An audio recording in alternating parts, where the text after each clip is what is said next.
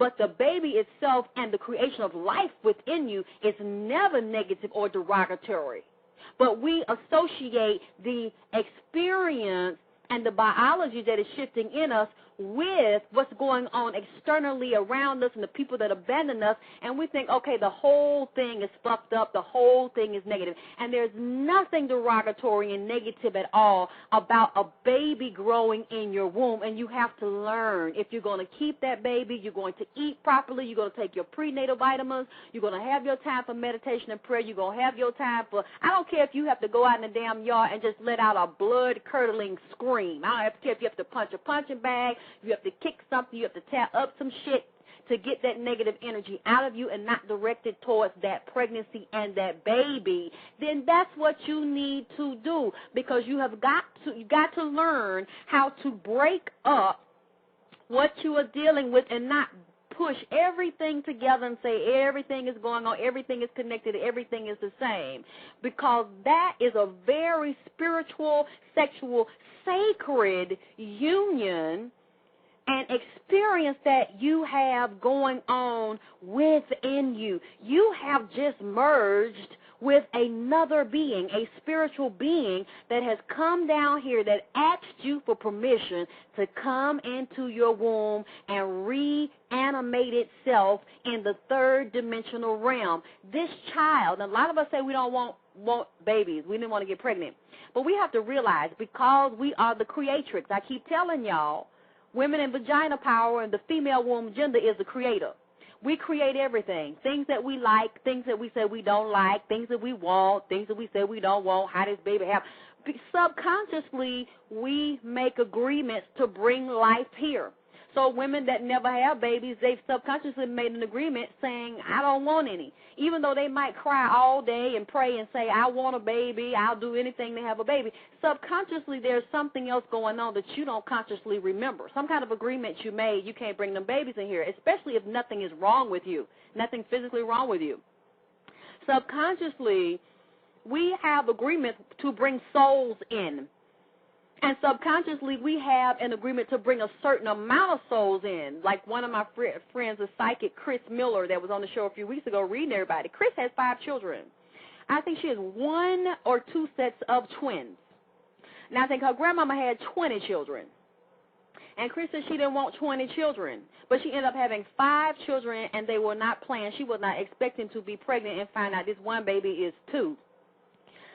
But she knows, and she will tell you, that this is a previous reincarnation agreement that she had with these souls. She had to bring these 5 souls in. Yes, it's been difficult because of 2 husbands. Now, that's a different thing. They chose not to be there, and they wasn't shit.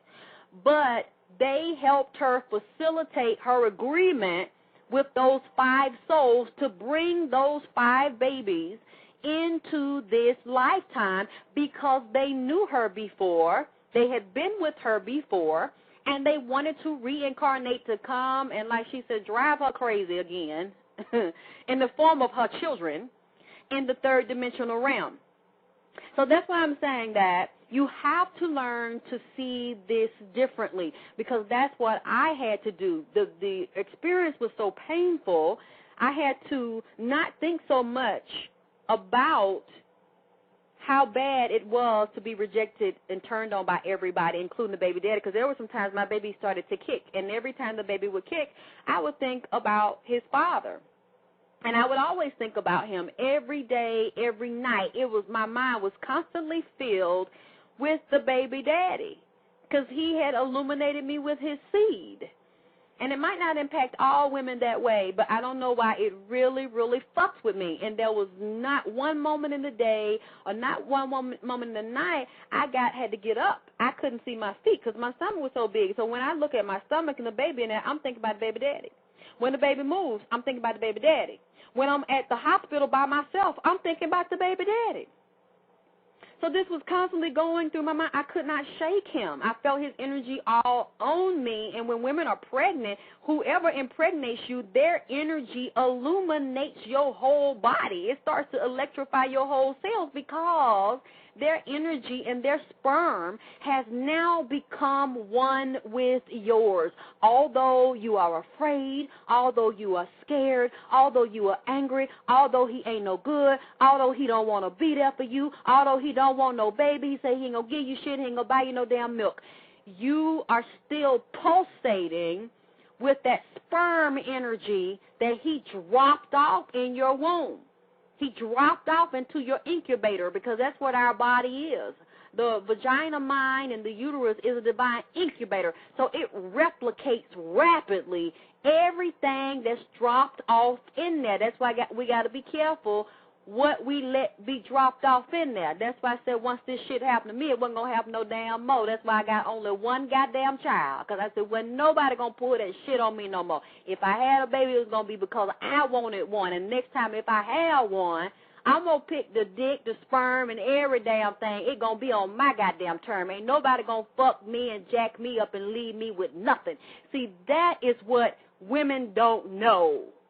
When we get pregnant and we young like that, and we get caught up like that, and then we sit up there crying about that shit, and we carrying this man, now we carrying this man's whole spirit. This man's spirit done embodied us. So from the head to our feet, we got this man's energy and his soul all over us. His whole consciousness is all over our body. We actually walking with several souls inside of us. You got your soul, you got that baby soul, and you got that man's soul all on your body. And we not even talking. You don't even know you walking with it. So how can you help but not think about the son of a bitch? You can't help but think about him, because he is all in each cell and in your body, and they're moving through your bloodstream. Them hormones that are moving through your bloodstream that are responsible for that baby being there and develop, because you have to have balance to even carry a baby. Your hormones have to be balanced. That's why so many women can't carry no damn baby. They get pregnant and then them babies fall out of their damn pussy. They fall out of the uterus, fall through the cervix, because their womb can't hold them babies. See, y'all don't realize the miracle and the power that you have within you to not be able to only receive a man's sperm, but then have the chemical composition of that sperm allow that egg to open, because, you know, eggs, we don't open up for every man's sperm. Just like every woman's vagina don't receive every man's penis. So some of them sperm are not allowed to penetrate that egg. That's why a lot of them die and fall out. They be bumping and bumping up against that energetic field of that egg, and that egg won't let them in.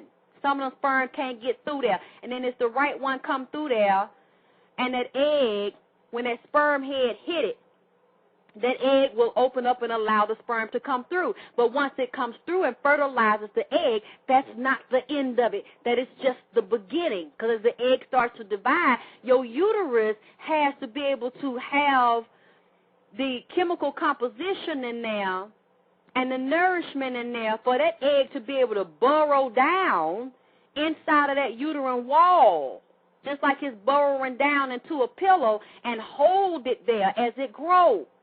And if that uterus can't hold that egg, let it burrow down in there, start nourishing that egg will die and come right out of there like a menstrual. That's when the women had them miscarriages. So you have to start looking at the mental, emotional, spiritual, and psychological dynamic of carrying a baby, having it develop and stick and hold in your womb. Because that's one thing the lady asked me. She's like, how can I get over this? Why I think about it? I said, it's normal. What you're going through is normal, but it's controlling you right now because you are giving him the power. You are giving him the control. You think that you're letting him manipulate you, and you're letting the situation manipulate you because you feel powerless, because you're sitting up there with a big stomach and he gone. It looks like he's the one that has control here, and he calls the shots. And you feel like since he left, you don't have no power no more. You feel helpless and vulnerable when you always had the power, and you have the power right now, and you're standing in the power because you are the one with the womb. Do you hear me?